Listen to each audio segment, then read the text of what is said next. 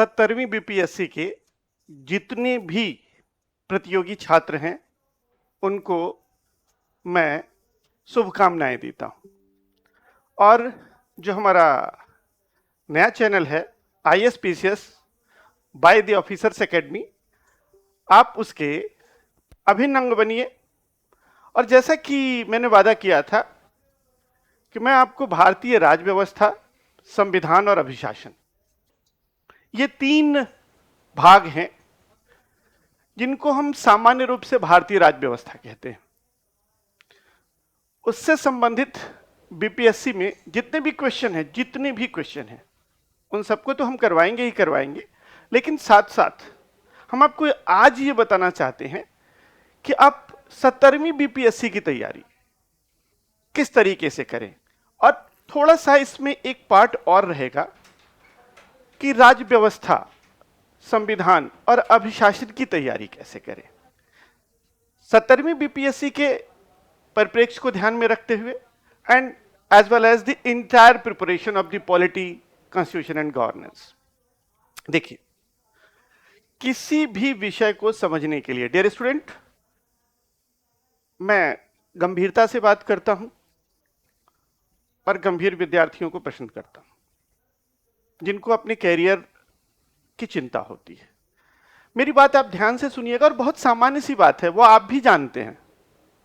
After all of you are graduate 1, आप स्नातक तो हैं, बच्चे नहीं हैं। आपके पास एक विचारधारा है, उस विचारधारा को हम शार्पन करके एग्जाम ओरिएंटेड लेके जाना चाहते हैं। तो जो मैं समझाना चाहता हूं वो 70वीं बीपीएससी के अप्रोच से भी है और साथ साथ ओवरऑल अप्रोच भी है। तो आप हमारे साथ बने रहें और give your eyes to me and give your ears to me. मैंने 2 चीज आपसे मांगी है, आप आंखें और कान, आंखें ध्यान से बोर्ड की तरफ और कान सुनने की तरफ। तो डियर स्टूडेंट, अब मैं शुरू करता हूं। देखिए, कैसे करें राज्य व्यवस्था की तैयारी, क्योंकि ये एक विषय है राज्य व्यवस्था। अगर हम विषय की बात करें तो ये केवल राज्य व्यवस्था पर ही लागू नहीं होता, ये इतिहास पर भी लागू है, भूगोल पर भी लागू है, किसी भी विषय पर लागू है, अर्थशास्त्र पर भी लागू है। अगर कोई विषय है जिसको आप पढ़ना चाहते हैं, किसी भी विषय को आप पढ़ना चाहते हैं, तो आप कैसे उस विषय को पढ़ेंगे, किस तरीके से? किसी भी विषय को समझने के लिए 2 चीजें अनिवार्य होती हैं। पहला है वो है तथ्य, ठीक है ना। अगर हम तथ्य की बात करें, फैक्ट की बात करें, और फिर है संकल्पना, कॉन्सेप्ट की बात करें। देखिए, इसको ऐसे समझिए, तथ्य और संकल्पना। गणित का उदाहरण देके आपको समझाता हूं। देखिए, तथ्य, फैक्ट, अगर मैं काउंटिंग करूं 1 2 3 4 5 6 7 8 9 10, तो ये तो अंक है, तथ्य है। लेकिन मैं आपसे कहूं कि आप मल्टीपल करिए, 21 और 21 का गुणा करिए, तो गुणा कैसे किया जाता है, दिस इज ए मेथोडोलॉजी। ये 21 और 21 के गुणे पर भी लागू होती है और 101 के गुणे पर भी लागू होती है। क्योंकि जिसको ये मेथोडोलॉजी समझ में आ गई कि किस तरीके से गुणनफल निकाला जाता है, उसके लिए फिर अंक आए, अगर अंक नहीं आएगा तो वो गुणनफल नहीं निकाल पाएगा। लेकिन अगर वो अंक को जानता है तो कितना भी बड़ा गुणा देंगे, गुणनफल वो निकाल लेगा।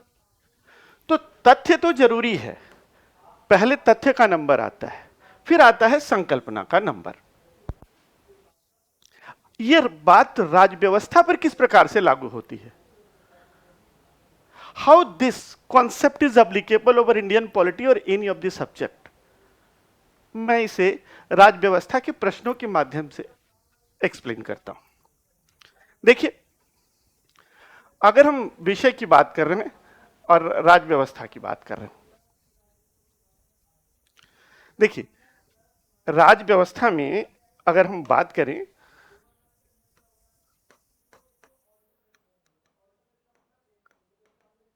की बात करें, पॉलिटी की बात करते हैं, उसमें मान लीजिए हम संविधान पर आते हैं,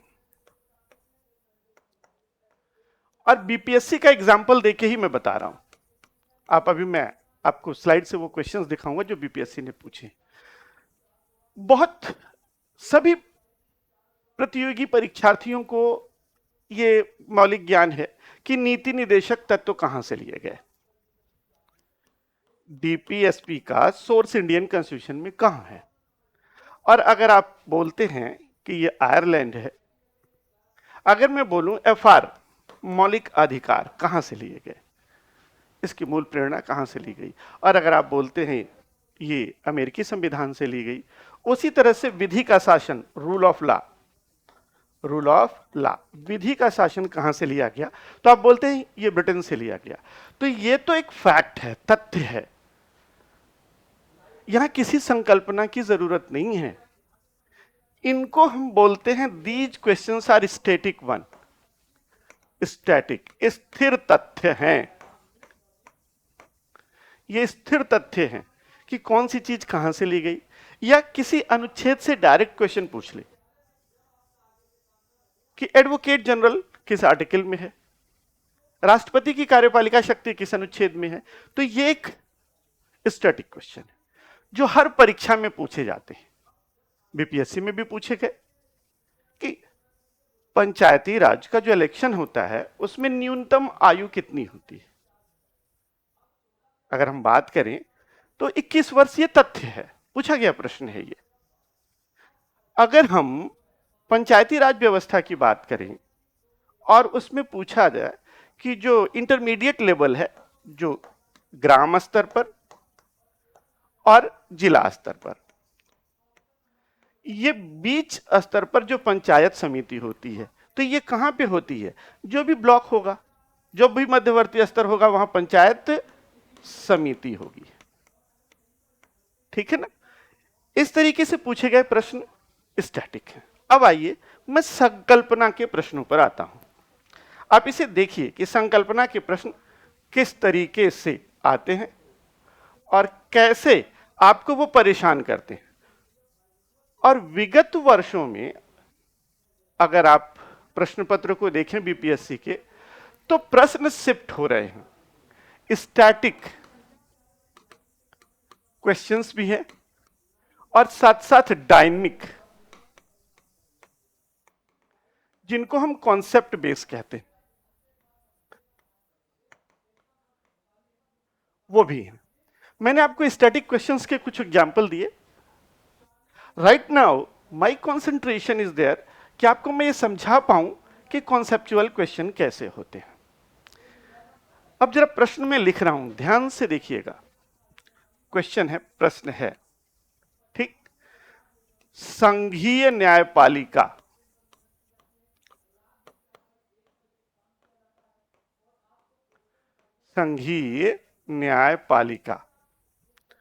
के अंतर्गत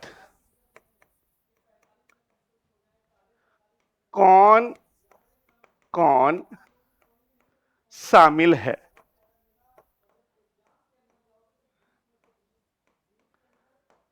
एक क्वेश्चन है संघीय न्यायपालिका, बहुत सामान्य सा प्रश्न है। संघीय न्यायपालिका आप लोग जानते होंगे, ठीक है ना। Which are included in union judiciary. मैं ऑप्शन दे रहा हूं, ठीक है ना। ऑप्शन ए जज ऑफ सुप्रीम कोर्ट,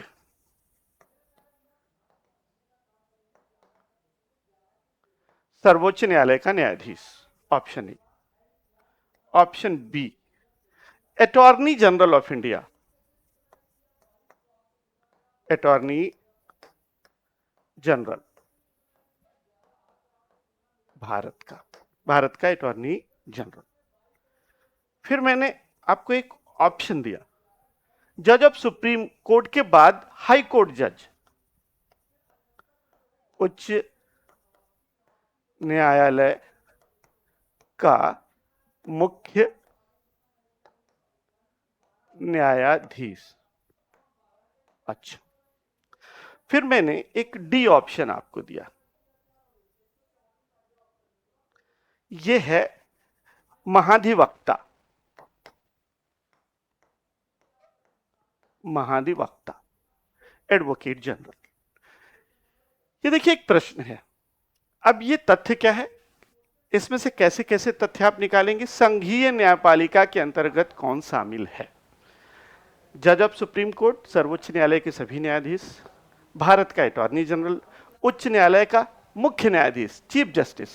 ध्यान दीजिएगा, this is about chief justice, हम बात कर रहे हैं मुख्य न्यायाधीश की, और महाधिवक्ता। आपका आंसर, मैं आंसर भी बताऊंगा, लेकिन देखिए कैसे ये कॉन्सेप्ट बेस है। ऑप्शन यही रहेगा, ऑप्शन यही रहेगा। इसमें कौन कौन शामिल है? अगर मैं यहां उत्तर का एक ऑप्शन बना दूं, देखिए अगर मैं कह दूं कि ए भी शामिल है, बी भी शामिल है, और डी भी शामिल है, या सी भी शामिल है, तो सबसे पहले हमें ध्यान देना होगा कि ये न्यायपालिका नहीं पूछा जा रहा है, जुडिशरी नहीं पूछी जा रही है, संघीय न्यायपालिका पूछी जा रही है। इससे संबंधित तथ्य के भी प्रश्न हैं कि यूनियन जुडिशरी भारतीय संविधान के भाग 5 में है, पार्ट 5, संघीय न्यायपालिका। और इसका जो चैप्टर है ना, जो अध्याय है ना संघीय न्यायपालिका का, वो है चैप्टर 4। और ये कहां से स्टार्ट होता है? आर्टिकल 124 से लेके 147 तक ये संघीय न्यायपालिका है। देखिए ये तथ्यात्मक प्रश्न मैं निकाल रहा हूं। All questions are factual question, क्योंकि अगर आपको संघीय न्यायपालिका से जाना है तो ये चीजें जाननी है कि संघीय न्यायपालिका कहां है, संविधान के भाग 5 में, किस चैप्टर में है, चैप्टर 4 में है, और किस आर्टिकल से कहां तक है, 124 से लेके 147 तक है संघीय न्यायपालिका।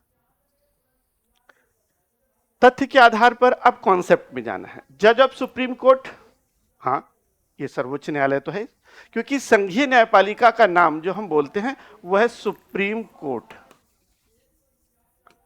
सर्वोच्च न्यायालय है ना संघीय न्यायपालिका। अब इसमें जज ऑफ सुप्रीम कोर्ट शामिल है, हां शामिल है। अटॉर्नी जनरल, भारत का अटॉर्नी जनरल। अब देखिए भारत का जो अटॉर्नी जनरल है वो विधि अधिकारी है, और इसकी योग्यता, क्योंकि आपको याद रहता है तथ्य और आप यही गलती करते हैं, इसकी योग्यता क्या है? सर्वोच्च न्यायालय का न्यायाधीश होने के लिए अर्हत हो, qualified to be appointed as a जज ऑफ सुप्रीम कोर्ट। तो ये सर्वोच्च न्यायालय का न्यायाधीश, सुप्रीम कोर्ट का जज होने के लिए क्वालिफाइड हो। तो क्या सर्वोच्च न्यायालय का जज होने के लिए क्वालिफाइड हो तो ये संघीय न्यायपालिका में आता है? यहां आप सोचते हैं, सोचने के लिए बाध्य होते हैं, क्या मैं राइट और रॉन्ग? पढ़ने के बावजूद, इतना पढ़ने के बावजूद, क्या मैं इसे संघीय न्यायपालिका में रखूं या ना रखूं? जब आप इस तरीके से सोचते हैं तो आप भूल नहीं रहे होते हैं, क्योंकि तथ्य या तो याद है या तो आप भूल गए, लेकिन यहां आप समझ नहीं पा रहे। This is the problem of concept, problem of understanding. अब मैं आपको बताता हूं, इसी प्रश्न को मैं 5 तरीके से सॉल्व कराऊंगा। अब मैं आपको बताता हूं। अटॉर्नी जनरल, पहले तो आपको एक फैक्ट याद होना चाहिए किस आर्टिकल में है। यह आर्टिकल हो गया 76, अनुच्छेद 76 में अटॉर्नी जनरल है। और अगर हम भारतीय संविधान को देखेंगे, इंडियन कॉन्स्टिट्यूशन को देखेंगे, तो this particular attorney general is the part of executive. ये किसका पार्ट है? एग्जीक्यूटिव, कार्यपालिका का पार्ट है, कार्यपालिका। वो भी कौन सी कार्यपालिका? यूनियन एग्जीक्यूटिव, संघीय कार्यपालिका का पार्ट है। तो जाहिर तौर पर अटॉर्नी जनरल संघीय न्यायपालिका का पार्ट नहीं है, ये क्या है? संघीय कार्यपालिका का पार्ट है। दूसरा हो गया, क्योंकि अगर हमने संघीय को छोड़ दिया, केवल न्यायपालिका देखा, तब तो उच्च न्यायालय ठीक है, क्योंकि उच्च न्यायालय, अब मैं थोड़ा सा यहां से आपको हटाता हूं, ले चलता हूं।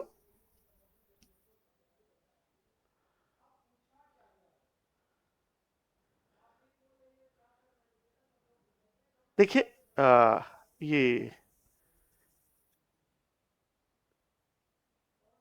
सेम प्रश्न है, वही प्रश्न है, उसी प्रश्न को मैं उच्च न्यायालय को समझूंगा। किसको समझूंगा? हाई कोर्ट, उच्च न्यायालय को। उच्च न्यायालय को समझने के लिए मैं चलता हूं। उच्च न्यायालय, इसका जो कॉन्स्टिट्यूशनल एड्रेस है, what do you mean by constitutional address? जैसे आपके घर का एड्रेस होता है ना, आप अपना नाम लिखते हैं, और फिर अगर आप माइनर हैं तो गार्जियन का नाम लिखते हैं, मेजर हैं तो आपका नाम लिखा जाता है। फिर आप क्या लिखते हैं? उसमें गांव, जो आपका गांव हो, जो आपका ग्राम हो, या मोहल्ला हो, स्ट्रीट हो, हाउस नंबर तो house number, village, street number, ऐसे ऐसे, फिर डिस्ट्रिक्ट, देन आप यूपी, और फिर आप पिन कोड डालते, यही करते हैं ना। उसी तरह से इसको मैं कहता हूं कॉन्स्टिट्यूशनल एड्रेस। आप हंस सकते हैं कि क्या संवैधानिक पता होता है? तो मैं अगर आपसे पूछूं कि what is the constitutional address of high court, उच्च न्यायालय का संवैधानिक पता क्या है, तो आप बताएंगे डियर स्टूडेंट। इसी तरह से मैं बार बार आपसे पूछूंगा कि आप इसका संवैधानिक पता बताइए। Would you please tell me the constitutional address of this particular institution और बॉडी और पर्टिकुलर क्वेश्चन। देखिए, अगर मैं उच्च न्यायालय का कॉन्स्टिट्यूशनल एड्रेस निकालूं तो सबसे पहले आएगा पार्ट, भाग, संविधान के भाग 6 में जो राज्य से संबंधित है, भाग 6 में। फिर ऊपर से नीचे चलो, फिर इसे और कहां पाएंगे? अगर हम हाईकोर्ट की बात करें तो राज्य के बाद अब ये चैप्टर है, दिस इज चैप्टर, ठीक ना। किस चैप्टर में ये हमें मिलेगा? कितने चैप्टर हैं ये बात की बात है, लेकिन अगर मैं बात करूं तो ये चैप्टर 5, ठीक। और फिर आर्टिकल की बात करूं तो 214 से ये स्टार्ट होगा। तो ये इसका एक कॉन्स्टिट्यूशनल एड्रेस है। इसका मतलब संघीय न्यायपालिका जो अनुच्छेद 124 से 147 तक पूरा एक है, उसमें उच्च न्यायालय नहीं आता। तो संघीय न्यायपालिका के अंतर्गत कौन शामिल नहीं है? अटॉर्नी जनरल भी शामिल नहीं है और उच्च न्यायालय भी शामिल नहीं है। अब महाधिवक्ता बात आती है, अब बारी किसकी है? महाधिवक्ता की, ठीक। अब देखिए महाधिवक्ता, अगर इसका कॉन्स्टिट्यूशनल एड्रेस आपसे पूछूं कि dear student please tell me what is the constitutional address of advocate general, महाधिवक्ता का संवैधानिक पता क्या है? देखिए, अब इसका संवैधानिक पता सबसे पहले हम देखेंगे महाधिवक्ता संविधान के किस भाग में है। देखिए, इसी तरीके से आपको पढ़ना है पूरा इंडियन कॉन्स्टिट्यूशन और पॉलिटी, और अगर आप उनके प्रश्नों का कॉन्स्टिट्यूशनल एड्रेस नहीं जानते हैं तो आपकी तैयारी आधी अधूरी है। आप न तो तथ्य से परिचित हैं और न ही संकल्पना निर्माण होगा। प्रश्न आपके सामने है और आप स्वयं देखें कि this statement of mine is right और रॉन्ग। क्या मैं गलत हूं? नहीं, कॉन्स्टिट्यूशनल एड्रेस आना चाहिए। और मैं ये वादा करता हूं कि एक स्माइलिंग फेस आप हमें दीजिएगा सुनते समय, पढ़ते समय, और मैं आपको सारा constitutional address on your tips, all the constitutional address will be on tips. चलिए मैं आता हूं। जैसे अब महाधिवक्ता की बात है, ये कहां आएगा? तो अगर हम राज्य में जाएं तो भाग 6 में आएगा, ठीक। और उसका एक चैप्टर है कार्यपालिका, भाग 2। अगर हम बात करें भाग 6 और चैप्टर की बात करें तो ये जो चैप्टर है ना, अगर हम इसके चैप्टर की बात करें तो ये चैप्टर 2 में आएगा। जैसे अटॉर्नी जनरल था ना, विधि अधिकारी था, भारत सरकार का और सर्वोच्च न्यायालय, उसी तरह से महाधिवक्ता हाई कोर्ट का जज बनने की योग्यता रखता हो। ठीक, लेकिन इसकी वजह से यह संघीय न्यायपालिका का पार्ट नहीं है। इस क्वेश्चन को करने के लिए कितने कॉन्स्टिट्यूशनल एड्रेस की जरूरत आपको पड़ी? अगर आप जानेंगे कि भारतीय संविधान में ये कहां है, किस जगह प्लेस है, किस कमरे में प्लेस है और क्या है, तब जाके आप इस क्वेश्चन को कर पाएंगे। तो this is known as dynamic questions, conceptual questions. देखिए, ऑप्शन यही रहेगा, विकल्प यही है। अब मैं क्वेश्चन से एक वर्ड को डिलीट कर देता हूं और फिर आप देखें, बताएं कि ये किस तरीके से हो रहा है। देखिए, सेम, ये अभी तक मैंने कहा संघीय न्यायपालिका। अब मैं संघीय वर्ड को हटा दूं और क्वेश्चन आप यहां से पढ़ना शुरू करें। Try to read the question here from. न्यायपालिका के अंतर्गत कौन कौन शामिल है? अब मैंने संघीय हटा दिया, ठीक है ना। Which are included, which following are included under the title judiciary. प्रश्न वही है, केवल एक शब्द मैंने कट किया। ऑप्शन सेम के सेम है। जज of supreme court included, okay, high court included. अब दो बचते हैं आपके पास कि should we include attorney general, ठीक है ना, और एडवोकेट जनरल। क्या हम इसमें अटॉर्नी जनरल और एडवोकेट जनरल दोनों को शामिल करें न्यायपालिका में? क्या ये न्यायपालिका के भाग हैं? क्योंकि इनका काम क्या है? अटॉर्नी जनरल का काम क्या है? भारत सरकार की तरफ से भारत में जितने भी कोर्ट हैं, न्यायाधिकरण है, उसमें भारत सरकार का विधिक पक्ष रखना। महाधिवक्ता का क्या काम है? राज्य सरकार का विधि व्यवसायी है, राज्य सरकार के न्यायिक पक्षों को किसी भी कोर्ट में रखना, न्यायालय में रखना। तो ये दोनों न्यायिक काम तो कर रहे हैं। अटॉर्नी जनरल भी न्यायिक काम कर रहा है और एडवोकेट जनरल भी न्यायिक काम कर रहा है। Both are indulge in judicial function, but they are not the part of judiciary. देखिए, संकल्पना कह रही है ना कि ये भारत सरकार, ये वकील हैं, ठीक है ना, न्यायिक पेशा है, लेकिन ये न्यायपालिका के भाग नहीं है। ये कोर्ट में जाते हैं, गवर्नमेंट ऑफ इंडिया को रिप्रेजेंट करते हैं, ये गवर्नमेंट ऑफ स्टेट को रिप्रेजेंट कर रहा है, but they are not the part of the agency judiciary. Instead they are the part of executive, concern executive. ये कार्यपालिका के भाग हैं। आप कहेंगे कैसे? तो मैं कहूंगा आप भारतीय संविधान के भाग को पढ़िए, उसमें देखिए संघीय कार्यपालिका में अभी बताया था आपको 76 में अटॉर्नी जनरल और राज्य की कार्यपालिका में 165 में कौन आ जाएगा? महाधिवक्ता। कौन आ जाएगा? महाधिवक्ता। तो क्लियर लिखा हुआ है आपके संविधान के भाग में, भीतर जाने की जरूरत ही नहीं है। And I will show you, मैं आपको दिखाऊंगा। अब देखिए, यही सेम क्वेश्चन है। इस क्वेश्चन को मैं, देखिए एक ही प्रश्न है, ऑप्शन यही रहेंगे, फिर मैं आपको बताना चाहता हूं। देखिए कैसे, how these are dynamic one, कैसे ये डायनेमिक होता है। अभी मैंने न्यायपालिका वर्ड बोला था, अब मैं बोल रहा हूं न्यायपालिका वर्ड को मैं डिलीट कर रहा हूं और यहां एक दूसरा वर्ड लिख रहा हूं।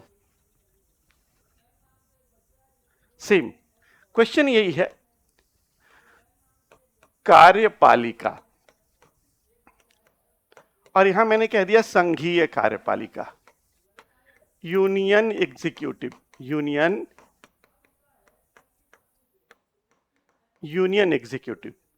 संघीय कार्यपालिका के अंतर्गत कौन कौन शामिल है? सेम ऑप्शन है। इट मींस ऑप्शन सेम रहते हुए if you are not conceptual you will not be able. और बीपीएससी शिफ्ट कर रही है।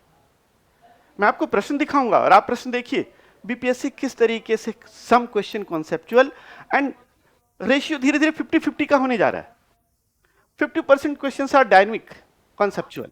अब देखिए, संघीय कार्यपालिका के अंतर्गत कौन शामिल नहीं है? जुडिशरी शामिल ही नहीं होगी, हाईकोर्ट शामिल ही नहीं होगा। लेकिन अभी मैंने आपको बताया कि ये दो एग्जीक्यूटिव के पार्ट हैं, लेकिन चूंकि संघीय वर्ड लग गया है इसलिए केवल आर्टिकल 76 आएगा, अटॉर्नी जनरल, ओनली वन। अगर इसी क्वेश्चन को, सेम क्वेश्चन को मैं ये संघीय शब्द मिटा दूं और बोलूं कार्यपालिका के अंतर्गत कौन कौन शामिल है, अब ऑप्शन हो जाएगा attorney general as well as, अब आपके पास बी भी राइट आंसर है और डी भी राइट आंसर है। तो आपने क्या देखा? आपने ये देखा कि प्रश्न एक है, there is a single question, लेकिन अगर प्रश्न की टाइटल बदल जा रही है तो हमें नवीन संकल्पनाओं की जरूरत हो रही है। और कॉन्स्टिट्यूशनल एड्रेस, मेनी टाइम्स आप बोलेंगे सर ये कौन सा एड्रेस लेके आए? हाँ, राज्य व्यवस्था पढ़नी है तो हर निकाय, हर संस्था जो संविधान में वर्णित है उनका संवैधानिक पता आपको पता होना चाहिए। Then you will be in the position to win the questions. चलिए, ये बात मैंने की। अब मैं चाहता हूं कि आप प्रश्नों को देखें जो बीपीएससी ने पूछा है, फिर मैं आपको बताऊंगा तैयारी कैसे की जाए। देखिए, arrange the following in the word of logical meaning of order. Protocol से रिलेटेड क्वेश्चन है, निम्नलिखित को तार्किक और सार्थक क्रम में लगाएं। देखिए, उपराष्ट्रपति, राष्ट्रपति, अध्यक्ष, प्रधानमंत्री, सांसद, आसान सा प्रश्न है, कॉमन सेंस से भी सॉल्व हो सकता है, लेकिन ये रटन थे क्योंकि प्रोटोकॉल फिक्स है, यू कांट चेंज। जो protocol of government of India है ना, वो फिक्स है। वैसे भी आपके घर में जब कोई अतिथि आता है, कई अतिथि आते हैं ना शादी में, देखिए हंसी के तौर पे बता रहा हूँ, not the comment over any individual, मैं किसी व्यक्तित्व पर कभी कोई कमेंट नहीं करता। जो भी कहूंगा उसका कहीं ना कहीं से संबंध अध्ययन अध्यापन से होगा। So don't take it personal, just an example. Always dear student, देखिए घर में एक रिलेशन होता है फूफा और दामाद का, क्योंकि फूफा भी कभी दामाद थे। लेकिन सत्कार के मामले में एक सामान्य सी बात बोल रहे हैं आप, किसी विशेष घर की बात मैं नहीं कर रहा हूं, एक जनरलाइज्ड कि दामाद प्राइमरी होता है हॉस्पिटैलिटी में, आदर सत्कार में, उसके बाद फूफा का नंबर आता है। उम्र की बात नहीं कर रहा हूं। उसी तरह से देखिए ये क्रम है, तार्किक और सार्थक। इसने कह दिया कि रैशनल एंड देखिए लॉजिकल एंड मीनिंगफुल ऑर्डर। तो सबसे पहले आप किसे बुलाएंगे? राष्ट्रपति को बुलाएंगे, देख रहे हैं ना ये क्रम, किसको किसको किसको आप बुलाएंगे, तो ये कह रहा है। और सबसे लास्ट में अगर देखिए ऑप्शन को कैसे सॉल्व किया जाता है, कोई जरूरी नहीं कि आप सारा जाने, आपने देख लिया कि फर्स्ट ये है और लास्ट में सांसद है, लास्ट में सांसद है। अब आप इस ऑप्शन के हिसाब से देखें कि कहां कहां ये शामिल हैं, तो 2 शामिल और 5 शामिल, 2 और 5, देख रहे हैं ना। अगर आपको इधर ना भी आता हो तो आप केवल 2 से ये आंसर निकाल सकते हैं। ये मैं लेटर ऑन बताऊंगा, ये मैं बाद में बताऊंगा कि सारे ऑप्शन ना आते हुए तो भी प्रश्न को कैसे सॉल्व किया जाए। This is a tact, this is a strategy also. ये एक टैक्ट भी है और रणनीति भी है। तो ठीक है, टैक्टफुल आदमी है, रिंच लेके खोलता है तो टैक्ट से वो बोल्ट सारे खोल डालता है। तो आपने देखा ये स्टैटिक क्वेश्चन है। फिर मैं कह रहा हूं भारतीय संविधान के अनुच्छेद कानून के समक्ष समता, इक्वलिटी बिफोर लॉ, देख रहे हैं ना लिखा हुआ है, किस देश के संविधान से लिया गया है, कोई कॉन्सेप्ट नहीं है। आपको तथ्य जानना है कहां से लिया गया, ये मैंने अभी डिस्कस कर ही दिया आपको पिछले उसमें।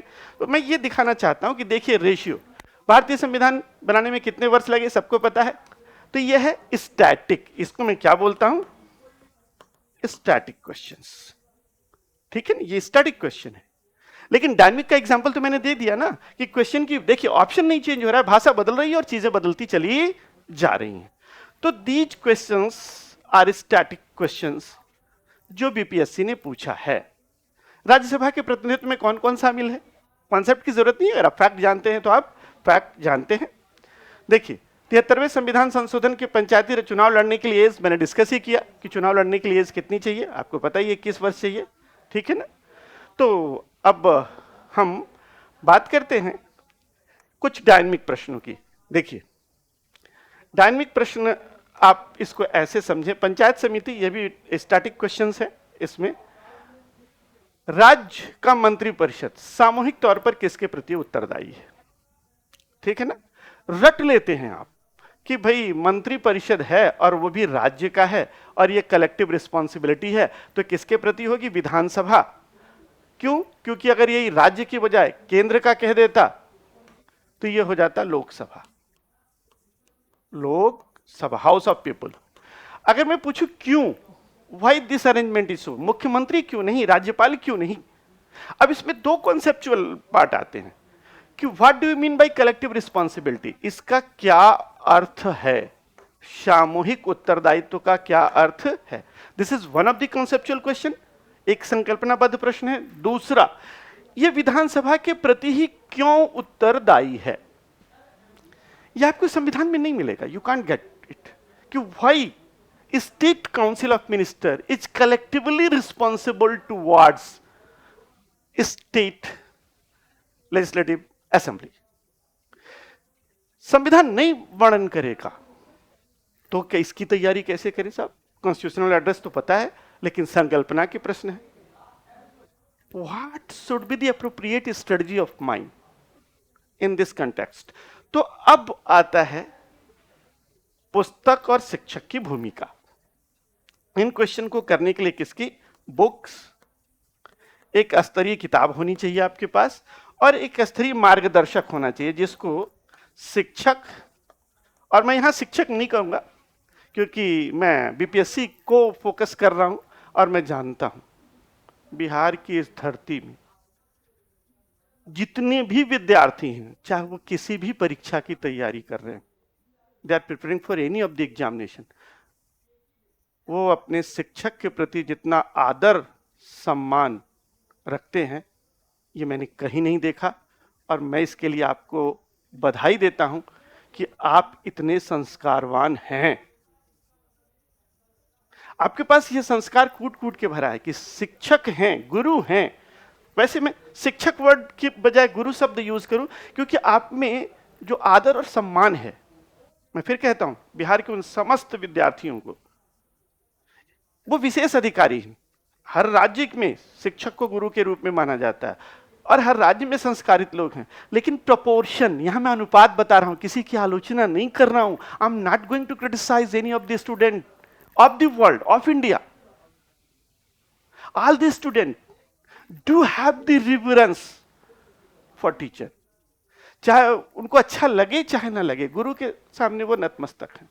लेकिन प्रोपोर्शनल, अनुपातिक रूप से बात करूं तो हमारे बिहार की इस धरती में अपने गुरु का सम्मान करना रोम रोम में है। तो मेरा भी दायित्व बनता है कि जो मेरे विद्यार्थी हो ना, उनकी जितनी भी समस्याएं हैं जो संघ लोक सेवा आयोग, राज्य लोक सेवा आयोग से संबंधित हैं और खासकर राज व्यवस्था से संबंधित हैं, अभिशासन से संबंधित हैं, संविधान से संबंधित हैं, उनको मैं ISPCS by the officers academy के माध्यम से इस तरीके से समझाऊं और उनका समाधान करूं कि उनके लाइफ लॉन्ग मेमोरी में हो, और लाइफ लॉन्ग मेमोरी में होने के लिए जरूरी है सफलता। तो चलिए चलते हैं सफलता के वादे के साथ आगे, इस विमर्श को बढ़ाते हैं। तो मैंने कहा देखिए, बुक जरूरी है, शिक्षक जरूरी है। आप कितनी किताबें पढ़ें, कौन कौन सी पुस्तक पढ़ें, ठीक है ना? देखिए दो तरीका है। तथ्यात्मक कंपाइलेशन बहुत सारे लोग करते हैं, कमोबेश सारे संस्थानों के पास अपना अपना अपना एक संकलन होता है और वो संकलन तथ्यात्मक ठीक है।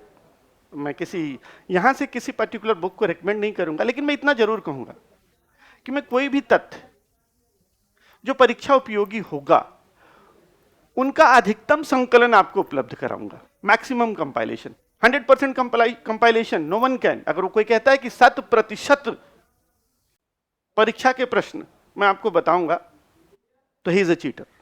नहीं, अधिकतम कर सकता हूं, अधिकतम संभावित प्रश्नों का संकलन आपको दिया जा सकता है, maximum possible questions relevant for examination, जिससे आपकी तैयारी का समय क्या हो जाए, कम हो जाए, ये मैं कर सकता हूं।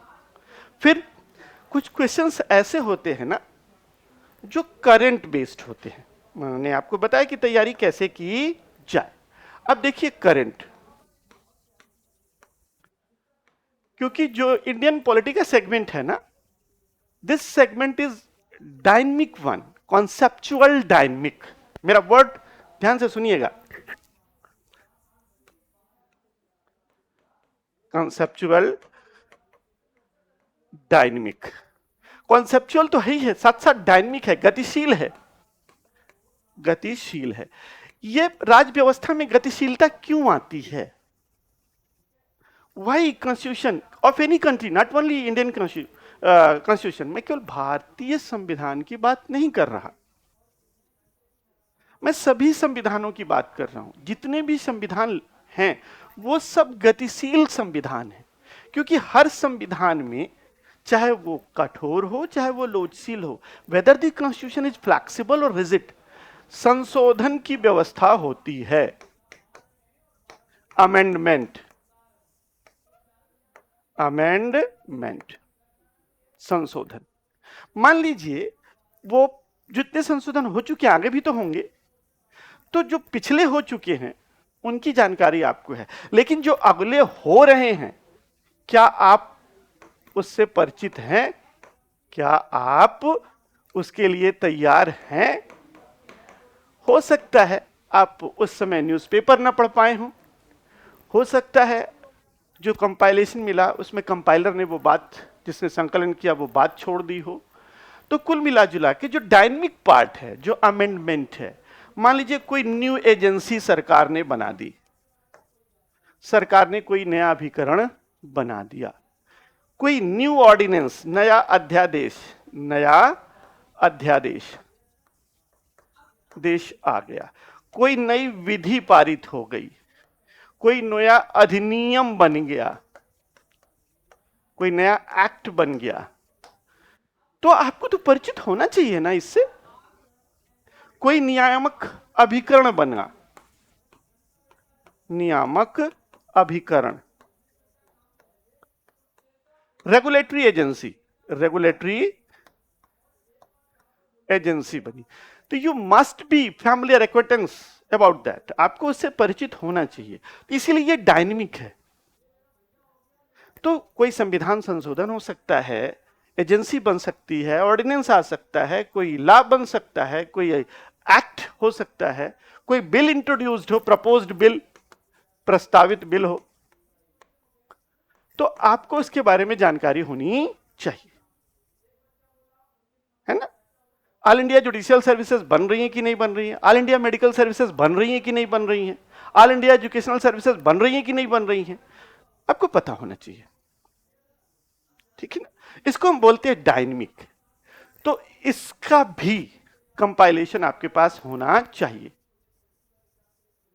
और हम तो आपको देंगे ही। मैं ये बता रहा हूं तैयारी कैसे करें, यहां ये बात समझ में आ गई आपके पास। तो आपने देखा कि डायनेमिक पार्ट भी है, कंसेप्चुअल पार्ट भी है, स्टैटिक पार्ट भी है। अब मैं आपसे बात करता हूं फोकस कहां करें, where to focus, where to focus, where to focus, focus कहां करें। देखिए अभी भी ग्रामीण परिवेश में टॉर्च का जमाना है, आपके मोबाइल में टॉर्च है, वो उतना फोकस्ड नहीं होता, लेकिन जो पुरानी टॉर्च आती है जिसमें सेल बैटरी लगती थी और इतनी बड़ी स्टील की होती थी, एवरेडी की टॉर्च, उसमें जब आप टॉर्च जलाते थे तो वो क्या करता था, एक फोकस देता था, दिखाता तो पूरा था लेकिन एक जगह फोकस होता था। तो राज्य व्यवस्था में फोकस कहां करें, है तो सब कुछ, क्या सब कुछ इतना इंपॉर्टेंट है? आपके शरीर में ढेर सारे अवयव हैं, लेकिन कुछ ही इंपॉर्टेंट है ना। और इंपॉर्टेंट कैसे बताएंगे, जिनके बिना शरीर का निर्वहन मुश्किल हो, वो अंग महत्वपूर्ण और मार्मिक होता है। That part of the body is important as well as vulnerable, बहुत संवेदनशील है। इसके ठीक से काम ना करने पर आपका शरीर ठीक से काम नहीं कर सकता या उसके बिना जिंदा नहीं रह सकता, वही तो महत्वपूर्ण है। लेकिन जरूरत सभी की है। तो राज्य व्यवस्था,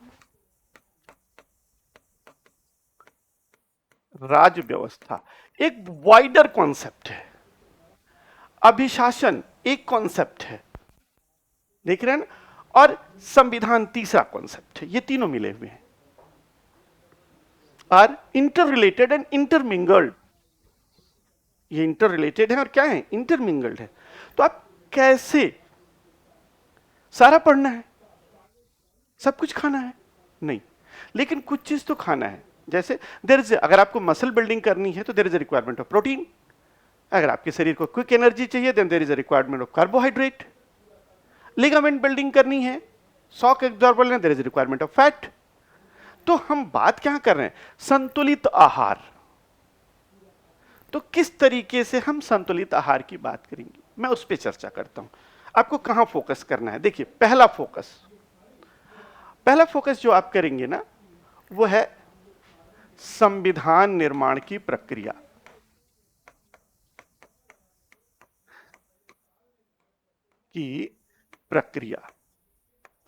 process of making the constitution in India, जो संविधान सभा तक जाएगी।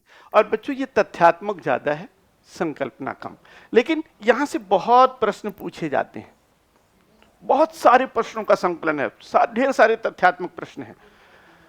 संविधान निर्माण की प्रक्रिया, ठीक। दूसरा जो पार्ट है वो है संवैधानिक विकास, कॉन्स्टिट्यूशनल डेवलपमेंट। संवैधानिक विकास, कॉन्स्टिट्यूशनल डेवलपमेंट। सामान्य रूप से ये किसी भी पुस्तक में या नोट्स के संकलन में रेगुलेटिंग एक्ट से इंडिया इंडिपेंडेंस एक्ट तक आता है, ठीक है ना। संवैधानिक विकास, किस तरह से भारत में संविधान का विकास हुआ, ये दो ज्यादा हाईलाइटेड पॉइंट है। उसके बाद आता है संविधान स्वयं, कॉन्स्टिट्यूशन इटसेल्फ। कॉन्स्टिट्यूशन इटसेल्फ, ठीक है ना। कॉन्स्टिट्यूशन इटसेल्फ में ज्यादा प्रश्न, एक जनरल इफेक्टिव एनालिसिस है। आप, आज मैं बोल रहा हूं, आप किसी भी साल पे इसे फोकस करके देखिएगा, ठीक है ना। वो फोकस आप कैसे करेंगे, मैं यहां आपको दिखाना चाहता हूं। आप इसे समझिए इस तरीके से, देखिए यहां भारतीय संविधान और अभिशासन की बात हो रही है। इंडियन पॉलिटी, संविधान एंड कॉन्स्टिट्यूशन। भारतीय संविधान के अंग, पार्ट्स, पूरे संविधान को पार्ट्स में लिखा गया है। और यहां देखिए यूनियन एंड इट्स टेरिटरी, एक एक पार्ट मैं जरा यहां से बताऊंगा। देखिए इसकी बजाय ये फंडामेंटल राइट्स 12 से 35, फर्स्ट फोकस, पहला फोकस, घोल के पी जाना है, एकदम डाइल्यूट कीजिए और जितना पी सकते हैं पीजिए। ये हाईली एनर्जी ड्रिंक है इंडियन पॉलिटी और कॉन्स्टिट्यूशन का, भारतीय राज व्यवस्था और संविधान का। अगर मैं पूछूं हाई एनर्जी ड्रिंक क्वेश्चन क्या है, जब आप थक जाते तो हाई एनर्जी ड्रिंक चाहिए ना, अनुच्छेद 12 से 35। फिर उसके बाद उसके साथ एक बोनांजा ड्रिंक है। सीधे प्रश्न पूछे जाते हैं ज्यादातर, आपको एकदम, मतलब यहां से पूरा अनुच्छेद आपको याद होना चाहिए, आप इसे छोड़ नहीं सकते। 12 से 35, 36 से 51 पूरी तरह से याद होना चाहिए। मौलिक कर्तव्य, ये बहुत ही इंपॉर्टेंट है। और इसमें जो, और मालूम है ये मुफ्त का प्रश्न है, इसमें जितने 11 मौलिक कर्तव्य हैं वो डायरेक्ट पूछे जाते हैं। 51A, इसमें ए में क्या है, बी में क्या है, सी में क्या है, डी में क्या है, इस तरीके से डायरेक्ट पूछे जाते हैं। तो इसको आपको ना याद ही कर लेना है। और कैसे करना है, अगर आप न याद कर पाते हो then I am here to assist you, कि within 2 minute you will learn in totality and you will never forget in future. हाँ, सच्ची बात है। फिर उसके बाद देखिए द यूनियन, कुछ भी नहीं छोड़ सकते, कुछ भी नहीं छोड़ सकते, कुछ भी नहीं छोड़ सकते, यहां तक कुछ भी नहीं छोड़ा जा सकता। हाईली फोकस्ड है। संघीय न्यायपालिका में कुछ प्रावधान हैं जो आपके बीपीएससी में भी पूछे गए क्वेश्चन से, कि सर्वोच्च न्यायालय में कौन कौन सी शक्तियां हैं, इसमें ओरिजिनल ज्यूरिसडिक्शन है कि नहीं है, अपीलेट ज्यूरिसडिक्शन है कि नहीं है। तो ये मतलब बहुत नहीं, लेकिन फिर भी हाईली इंपॉर्टेंस का क्वेश्चन है। चलिए, उसके बाद मतलब पूरा संघ, और याद रखिए अगर फुल यूनियन में जितने भी चैप्टर आए जो मैंने आपको दिखाए हैं, ठीक है ना, यहां तक नियंत्रक महालेखा परीक्षक तक, सीएजी तक, अगर आपने याद कर लिया, it means it's my claim based on my experience कि अगर आपको 12 से लेके 151 आर्टिकल तक, आर्टिकल 12 टू 151, नॉट 81, 151, यहां तक किसी भी पेपर का जो है वो 40% से ज्यादा, ये तो मैं मिनिमम 40% बोल रहा हूं, 40% से ज्यादा बनता ही बनता है किसी न किसी तरीके से, आइदर वेदर डायरेक्ट और इन कॉन्सेप्ट। फिर मिनिमम 40% क्वेश्चंस यहीं से आते हैं, क्योंकि इसी की copy with A slide change ये भाग 6 है। जब आपको सर्वोच्च न्यायालय आपने पढ़ लिया तो हाईकोर्ट पढ़ने में आसानी होती है। जब आपने राष्ट्रपति और इसकी शक्तियां पढ़ ली ना, तो आपको राज्यपाल, जब आपने संघीय मंत्री परिषद पढ़ लिया तो प्रांतीय मंत्री परिषद भी पढ़ना आसान होता है। इसीलिए ये ज्यादा उठाता है क्वेश्चन से। और बीपीएससी स्टेट में 2-4 क्वेश्चन यहां से मिलते हुए यहां आ जाएंगे राज्य से। तो ये आपके लिए एक, आगे मैं चलूं, मैं बता रहा हूं कि वेयर शुड यू फोकस, कहां आपको फोकस करना चाहिए। हो गया पूरी तरीके से। अब पूरा आ गया, देखिए उच्च न्यायालय, अधीनस्थ न्यायालय। फिर देखो निरसित, इससे कोई मतलब ही नहीं है, निकल गया है भाग 7। अब मैं यहां आता हूं, केंद्र शासित प्रदेश छोड़ दीजिए अभी, लेकिन ये पंचायत, मैं कह सकता हूं कि वो एक्सेप्शनल पेपर होगा जिसमें पंचायत से प्रश्न ना हो। That very paper is exceptional one which not includes the panchayat. ठीक, पंचायत हॉट टॉपिक है आपके लिए। फिर आप कहां जाएंगे, सेंटर स्टेट रिलेशन थोड़ा महत्वपूर्ण है, लेकिन ये यूपीएससी के लिए ज्यादा महत्वपूर्ण है। इसकी बजाय हम यहां पर ध्यान देंगे, ठीक है ना। और देखिए जो इंपॉर्टेंट है आपके लिए, एक छोटा सा है, बहुत छोटा सा है, संपत्ति का अधिकार, बहुत पूछा गया क्वेश्चन है, घिस गया है लेकिन ये सिक्का फिर भी चलता है, ये घिसा हुआ सिक्का भी चलता है। संपत्ति का अधिकार अनुच्छेद 300A, ये पूछा जाता है। फिर उसके बाद आपको फोकस करने के लिए क्या मिलेगा, इलेक्शंस, चुनाव इस समय हो रहे हैं, करंटली कई राज्यों में चुनाव हो रहे हैं, इसलिए चुनाव है। संघ की राजभाषा, आधिकारिक भाषा, ये पूछी जाती है, और खासकर हिंदी से रिलेटेड जो क्वेश्चन है रीजनल लैंग्वेजेस की, वो पूछी जाती हैं आपसे। फिर आपके पास जो इंपॉर्टेंट है वो है आपातकालीन इमरजेंसी, तीनों प्रकार की इमरजेंसी, 52 से लेकर 60 तक, ठीक है ना। हम बात करते हैं तीनों प्रकार की इमरजेंसी, जो वित्तीय आपातकाल है, राज्य में राष्ट्रपति शासन है, और भारत में जो आपातकाल लगता है वो, तो ये आपातकाल। और इसमें साथ साथ एक पार्ट रह गया, वो आपको मैं पीछे शायद ले जाऊं, मिस दैट, इलेक्शन, आधिकारिक भाषा, क्षेत्रीय भाषाएं, ठीक है ना, विविध इमरजेंसी प्रोविजन, और एक है अमेंडमेंट, संशोधन, संविधान में संशोधन की प्रक्रिया। आप पहले इसको फोकस करें, you have to focus over this prima facie. तो आप देखेंगे कि आने वाले जितने भी प्रश्न पूछे जा रहे हैं उनका 75% डायरेक्ट यहीं से पूछा जाता है। फिर उसके बाद क्वेश्चन हम आते हैं अभिशासन से संबंधित। अभिशासन जो है उसमें क्या नया हो रहा है, कैसे हो रहा है, कैसे काम करती हैं गवर्नमेंट एजेंसीज, कैसे काम करते हैं, कारपोरेट गवर्नेंस क्या है, आजकल ई गवर्नेंस, डिजिटल गवर्नेंस पे बहुत ज़्यादा, क्लाइमेट गवर्नेंस मैंने आपको बताया था, इन्वायरमेंटल गवर्नेंस बताया था, देख रहे हैं ना। तो ढेर सारे गवर्नेंस हैं, तो वो गवर्नेंस से रिलेटेड मुद्दे हैं, सिटीजन चार्टर है, कोड ऑफ कंडक्ट है, रोल ऑफ एनजीओ है, सिविल सोसाइटी है, these are the matters of governance. इन मुद्दों को तैयार करना है। और जो कमीशंस हैं, कॉन्स्टिट्यूशनल कमीशन तो ही हैं, जो संविधान में विभिन्न संवैधानिक आयोग, किसकी बात कर रहा हूं, संवैधानिक आयोग, के साथ साथ जो कॉन्स्टिट्यूशन के इतर, अपार्ट फ्रॉम कॉन्स्टिट्यूशन, जितने भी आयोग और समितियां हैं, आयोग और समिति, ठीक है ना, वो भी एक क्वेश्चन है आपके लिए। तो इस तरीके से हम फोकस करेंगे static, dynamic, governance related issue, ठीक है ना, constitutional committee and commission, as well as various committees of the parliament.